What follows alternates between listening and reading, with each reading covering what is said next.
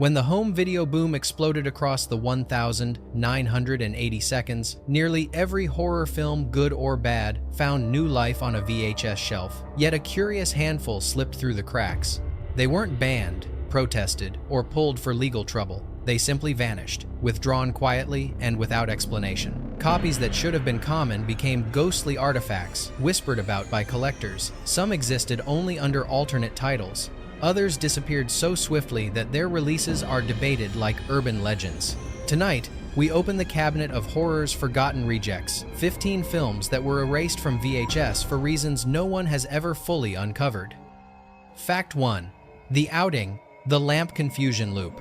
Though The Outing already appeared earlier in the list, the strangest part of its VHS story deserves its own final entry. Not the film itself, but the identity crisis surrounding its alternate title, The Lamp. Unlike typical retitlings done for marketing purposes, the dual identity of The Outing became a labyrinth that collectors still struggle to map. Some distributors released it as The Outing, others as The Lamp, but the two tapes do not always contain the same cut. In several regions, the film available as The Lamp is shorter by several minutes, yet still carries The Outing's promotional artwork. Even more baffling is that some tapes labeled The Outing contain the Lamp cut and vice versa. This cross-contamination suggests that masters were swapped, mislabeled, or distributed without proper tracking.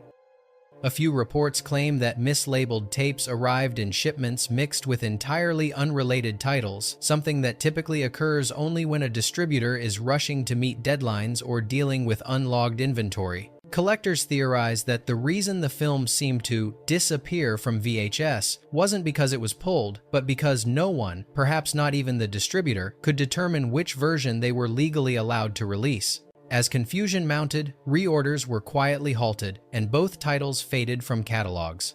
This bizarre identity loop makes The Outing a fitting final entry, a film whose very name became unstable, dissolving its presence in the VHS landscape until it existed only in fragments, contradictions, and the half-remembered evidence of a release that feels more like a glitch than a deliberate product. Fact 2. The Forest 1982. Despite being a modest backwoods slasher, The Forest enjoyed enough regional theatrical play that a VHS release seemed inevitable. It did indeed appear briefly, but only briefly before sliding into obscurity so rapidly that many rental stores never knew it existed. Distributors had varying explanations. Some said the tape was transitioning labels. Others claimed the run was limited, though nothing in promotional materials suggested exclusivity. The handful of remaining tapes reveal intriguing irregularities. Several are packaged in oversized clamshells, despite the distributor typically using slipcases. Some contain grain-heavy transfers completely different from the sharper prints used in television broadcasts. A few copies even include scenes absent from the most circulated version, implying that an earlier or alternate edit was used for the home video master. Such anomalies lead collectors to believe the distributor may have worked from a print not approved by the filmmakers.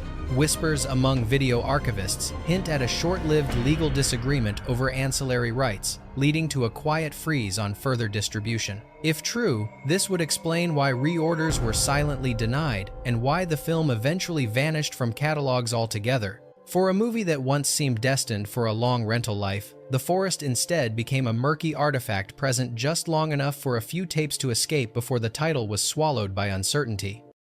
Fact 3. Hellgate 1989. Hellgate should have been an easy staple of the VHS era, a recognizable cast, a polished production, and a premise made for late-night rental shelves. Yet its release history is suspiciously fragmented. Some catalogs advertised it with fanfare, placing it alongside more mainstream horror titles, but when stores attempted to order it, they received conflicting answers. Some were told it was delayed, others informed it was already out of print, even though it had never properly reached circulation. Adding to the confusion, multiple tape variants surfaced in wildly different markets. A few copies distributed in the Midwest contained a noticeably washed-out transfer with abrupt shifts in color balance.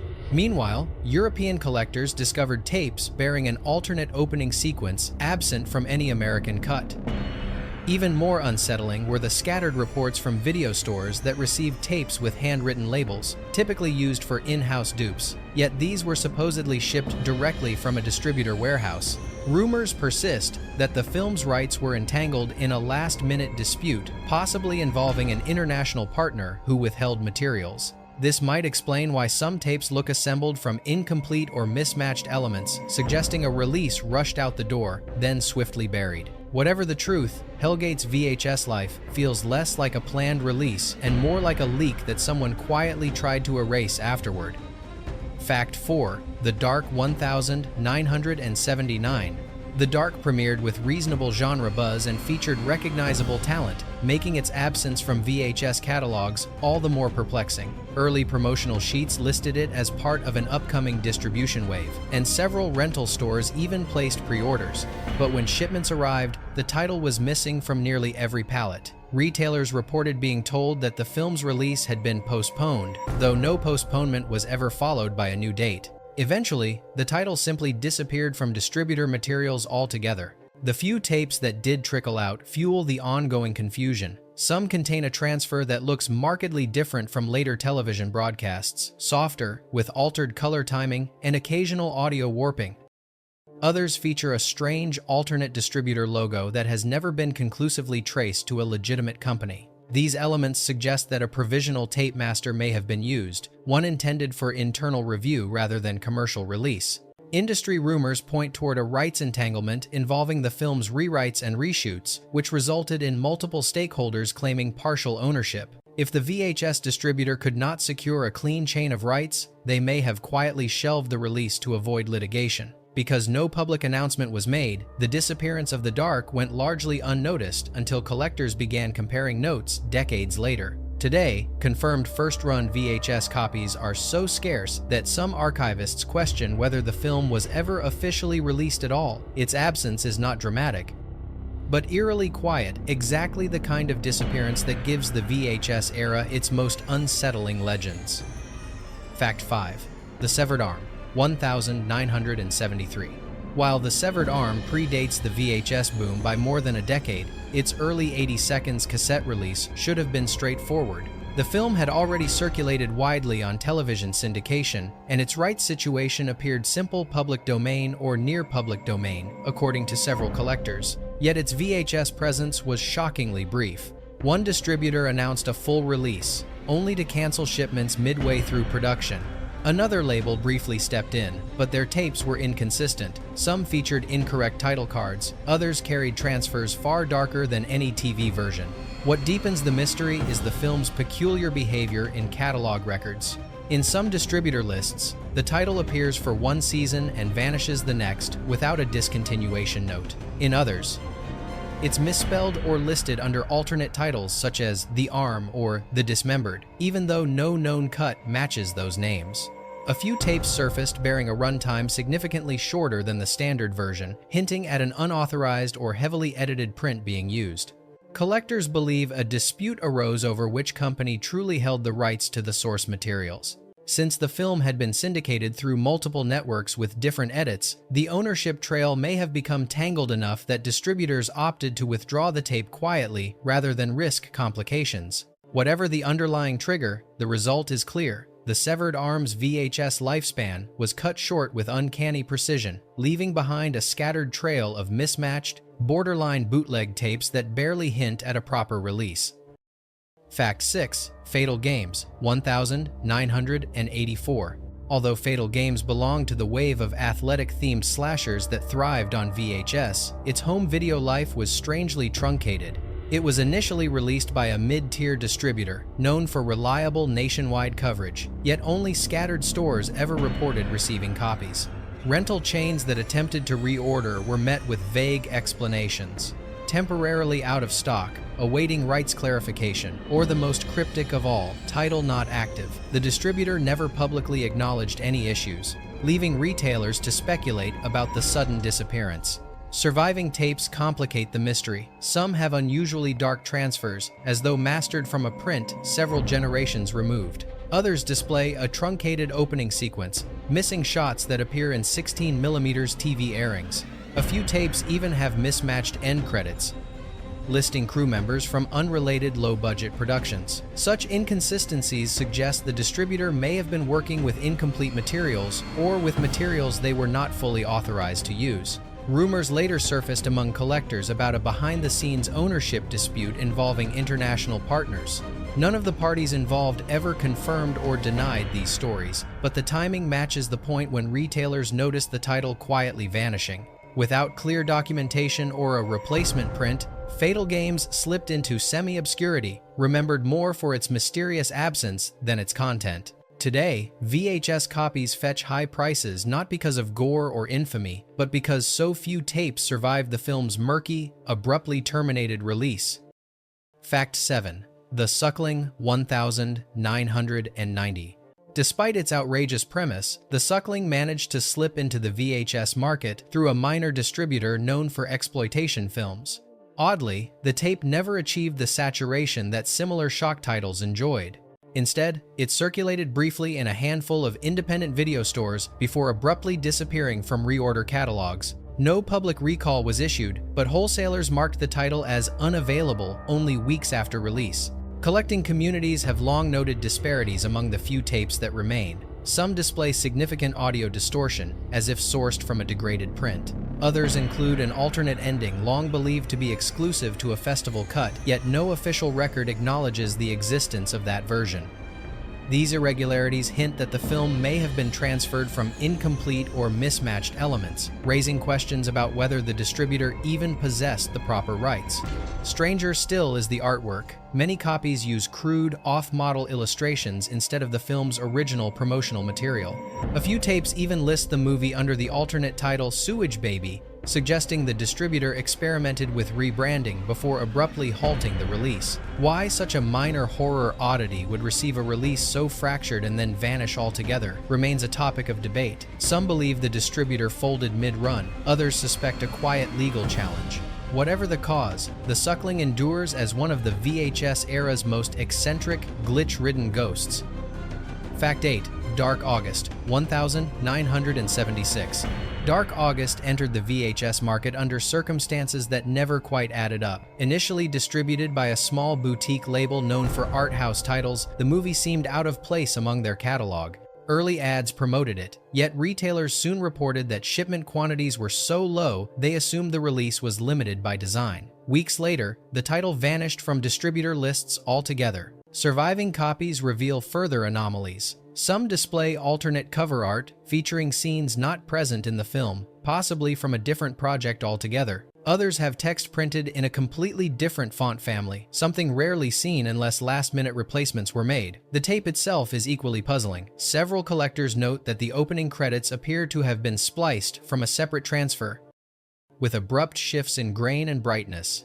Adding to the mystery, the film's producers later stated they were unaware a VHS edition had ever been released. Their confusion suggests that the tapes originated from someone working with partial or unauthorized access to the film materials. Without official oversight, the release may have been pulled once the rights holder noticed discrepancies. Whatever the truth, the movie's fleeting VHS window cemented it as one of the era's most bewildering near phantoms, a title advertised loudly enough to be remembered, yet distributed so inconsistently that it almost dissolved from the record entirely.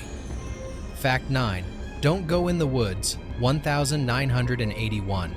Though Don't Go in the Woods became a cult staple years later, its first VHS life was muddier than most collectors realize. The film technically received a home video release, yet the version that reached shelves rarely matched what appeared in festival screenings. Several tapes carried an alternate title card, The Woods Are Calling, while others opened with a distributor logo belonging to a company that had already dissolved by the time of release. The inconsistencies grew stranger as more copies surfaced. Some tapes inexplicably used artwork lifted from unrelated slasher films, almost as if the distributor wanted to disguise the movie's identity.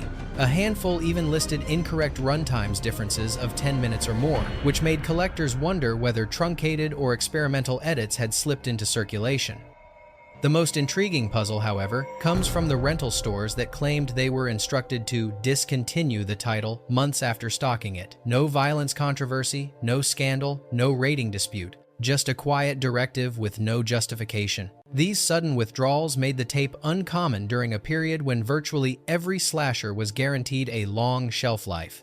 Today, multiple VHS variants exist, none definitively cataloged, suggesting fragmented releases by distributors who weren't aligned or perhaps weren't authorized. In that confusion, Don't Go in the Woods drifted into obscurity, becoming another ghost in the forest of missing horror tapes. Fact 10. Winterbeast 1992. Winterbeast is infamous today for its surreal stop-motion monsters and chaotic visual tone, but in the VHS era, it was known for something stranger, a release history full of contradictions. Several collectors swear the film received a brief, low-profile VHS run in the early 90s, yet no official catalog entry from the alleged distributor confirms this. Some tapes turned up with labels printed on generic white stickers, something studios typically used only for test copies or internal screeners. What muddies the waters further is the film's fractured production history. Shot over multiple years, the movie exists in varying cuts, leading some to speculate that the VHS version was an unfinished assembly distributed before the producers finalized the film.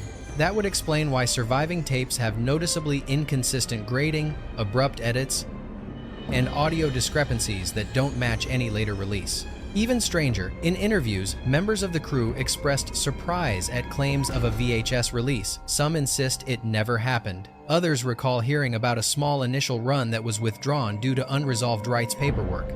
Without clear documentation, collectors are left with a handful of questionable tapes and no consensus on their legitimacy. The result is a film whose VHS history is so tangled that it borders on folklore, an alleged release that may have been a mistake, a leak, or an unauthorized duplication. Whatever occurred, Winterbeast stands as one of the most contested missing tapes of the horror genre.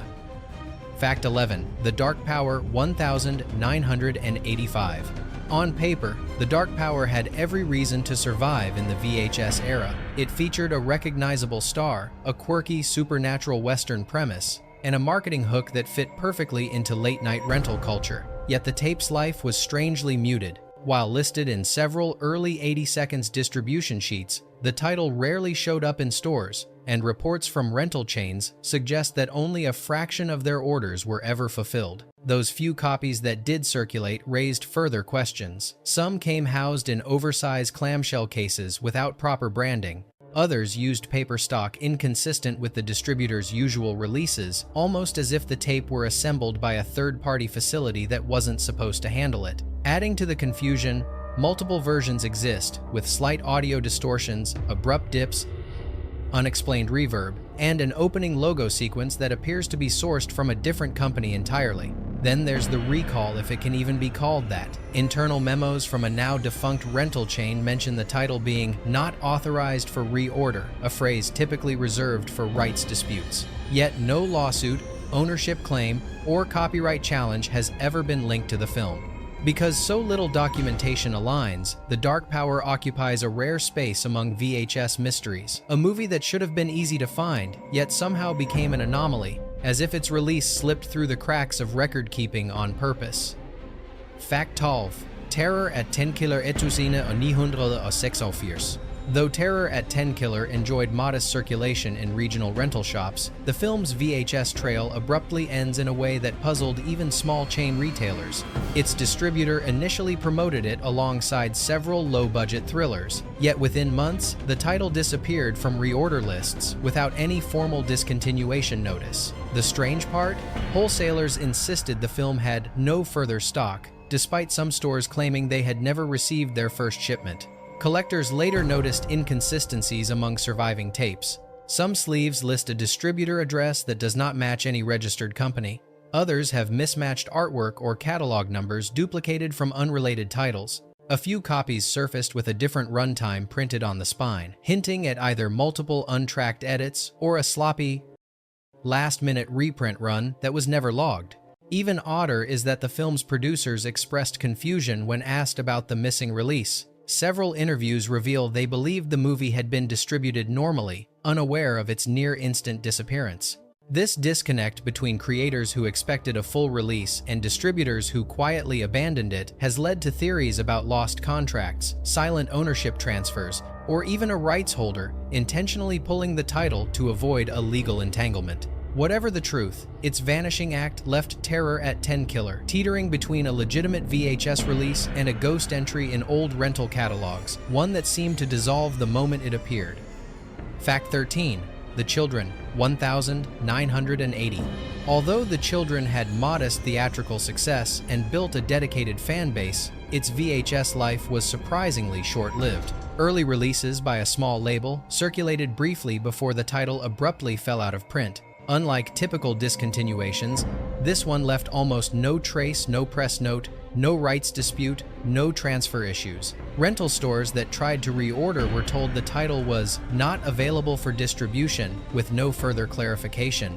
Adding to the mystery, some surviving tapes differ in color grading and sound mix, implying multiple untracked transfers were produced. A few collectors report versions that open with a damaged distributor logo that does not match any known company, raising questions about who actually held the video rights. Despite existing in 16mm screenings and occasional TV airings, the VHS release became a phantom widely remembered but rarely found. The film's strange disappearance has led some to speculate that the rights changed hands informally or that early materials degraded faster than expected. Whatever the cause, its absence created one of horror's most peculiar missing tapes, a title that should have been everywhere but instead slipped into the shadows almost instantly.